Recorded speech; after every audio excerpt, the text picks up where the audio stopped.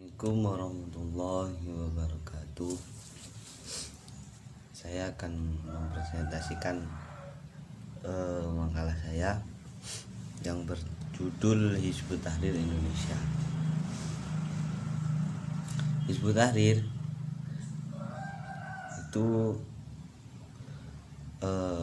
adalah organisasi politik pan-Islam yang menganggap ideologinya sebagai ideologi Islam, yang tujuannya membentuk khalifah Islam atau negara Islam. Nah, Hizbut Tahrir itu sendiri itu didirikan di Al-Quds, Palestina pada tahun 1953 oleh seorang yang bernama Taqiyuddin An-Nabhani dengan maksud untuk melanjutkan kembali kehidupan Islam di bawah daulah Khalifah Islamiyah. Saya akan menjelaskan tentang paham keagamaan Hizbut Tahrir, yaitu yang pertama, khalifah. Khalifah merupakan simbol atau pembahasan utama tentang organisasi Hizbut Tahrir. Dari pusat hingga daerah, para aktivis HTI punya satu suara bagaimana mengkampanyekan khalifah.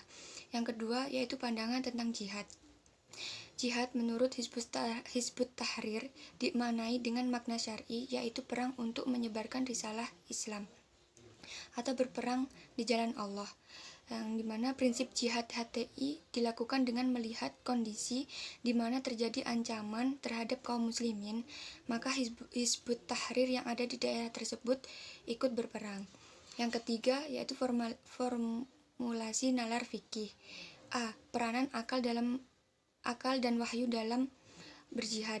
Dalam kultur Hizbut Tahrir, posisi akal harus tunduk kepada wahyu. Mereka tidak ingin menggunakan akal sehat seliar kaum liberal. Yang B, yaitu metode ijtihad.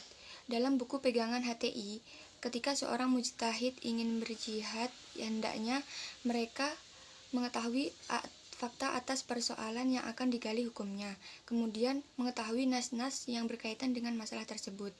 Yang keempat, yaitu fikih ibadah. Dalam hal ibadah, HTI secara intuisi tidak ikut melakukan intervensi terhadap jamaahnya. Bahkan Hizbut Tahrir sama sekali tidak pernah membuat semacam kitab fikih ibadah. Kemudian yang kelima, tasawuf dan ide-ide barat. Tasawuf menurut Hizbut Tahrir bukan bagian integral dari Islam, melainkan tasawuf mereka anggap berasal dari India, tidak murni ajaran Islam. Kemudian saya akan menjelaskan pembubaran Hizbut Tahrir Indonesia.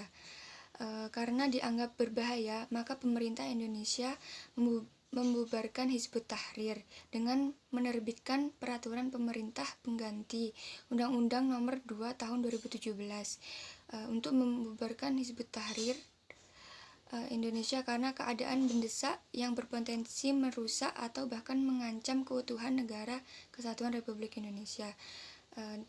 Demikian penjelasan dari saya. Sekian dan terima kasih.